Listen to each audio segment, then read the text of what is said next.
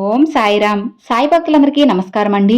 అందరూ ఎలా ఉన్నారు ఫ్రెండ్స్? మన సాయినాథుని దయ వల్ల అందరూ బాగుండాలని మనస్ఫూర్తిగా కోరుకుంటూ ఈ వీడియోనైతే స్టార్ట్ చేస్తున్నాను. ఇక ఈరోజు వీడియోలో బాబాగారు ఏం చెప్తున్నారంటే, తల్లి, లక్షల్లో ఒక్కరికి దక్కే రాజయోగం ఇప్పుడు నీకు దక్కుతుంది. నిర్లక్ష్యం చేయకు బిడ్డా, చూసిన వెంటనే ఇది విను అని బాబాగారితో చెప్తున్నారండి. మరి బాబాగారు మనకి ఏం చెప్పబోతున్నారో, బాబాగారి సందేశం ఏంటో విందామా? తల్లి, నువ్వు ప్రతిరోజు నా దగ్గరకు వచ్చి, బాబా అందరూ బావుండాలి అని అందరి మంచే కోరుకుంటావు. అందరూ నీకు కావాలి అని ఆరాటపడతావు. కానీ నీ వెనుక నీ చుట్టూ ఉన్నవారు మాట్లాడే మాటలు నీకు తెలిస్తే నువ్వు అస్సలు తట్టుకోలేవమ్మా. ఈ ప్రపంచంలో అందరూ మంచివారే, అందరూ నీవారే అని నమ్మి అందరితో ప్రేమగా మాట్లాడతావు. ఒక్క ముఖ్యమైన విషయం చెప్పనా? ఎవరైతే నిన్ను ఎదిరించి మాట్లాడుతూ నీకు వ్యతిరేకంగా ఉంటున్నారో వారిని నమ్మచ్చు, కానీ నీ ముందు ఒక మాట, నీ వెనుక ఒక మాట మాట్లాడేవారిని అస్సలు నమ్మకు. అలాంటి వారిని ఎలా గుర్తించాలి తండ్రి? అందరూ నాతో బానే ఉంటున్నారు, ఒకేలా ప్రవర్తిస్తున్నారు అని అనుకుంటున్నావా? దిగులు పడకు బిడ్డా, అలాంటి వారిని నీకు కనిపించేలా నేను చేస్తాను కదా. చీమకి కూడా హాని తలపెట్టిన నా బిడ్డకు ఎలాంటి హాని కలగకుండా చేస్తాను. నీ సాయి తండ్రి నీకు తోడుగా రక్షక కవచంలా ఉంటాను. ఇక ప్రతి ఒక్కరూ నిన్ను గౌరవించేలా, అందరూ నిన్ను మెచ్చుకునేలా గొప్ప స్థాయిలో నిన్ను నిలబెడతానమ్మా.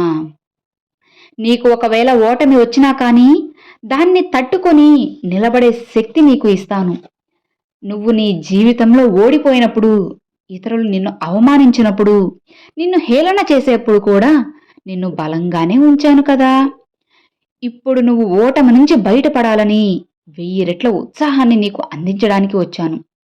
నీకు తోడుగా నీ సాయి తండ్రిని నేనున్నాను అని చెప్పడానికే ఈరోజు నీకు ఈ సందేశాన్ని తెచ్చాను బిడ్డా.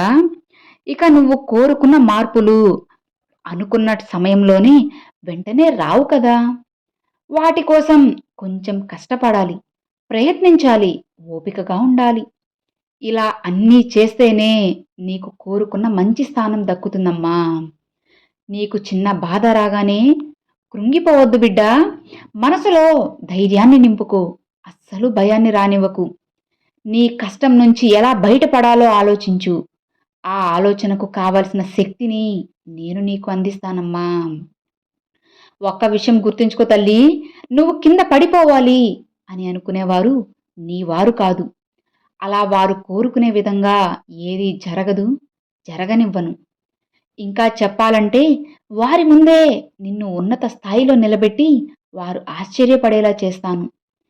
ఇక నీకు కావలసిన గెలుపుని తప్పక అందుకుంటావమ్మా. ఇప్పుడు నీకు చిన్న చిన్న సమస్యలు వచ్చాయని, ఓడిపోయావని బాధపడకు.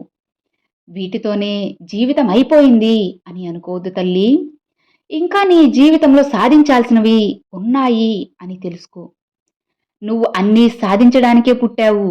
ఎవరైనా ఒకవేళ తప్పు చేస్తే వారిని క్షమించమ్మా. అలా అని పదే పదే తప్పు చేస్తున్న వారిని నువ్వు క్షమిస్తూ ఉంటే అది సరికాదు బిడ్డా.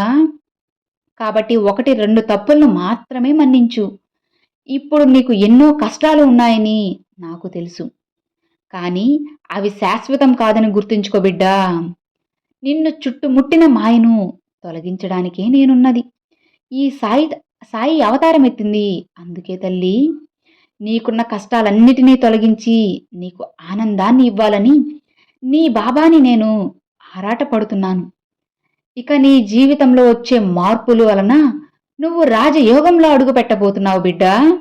ఇక నీ కన్నీరు వెలకట్టలేని ముత్యాల్లా మారి నీ జీవితం బంగారంలా మారబోతుంది.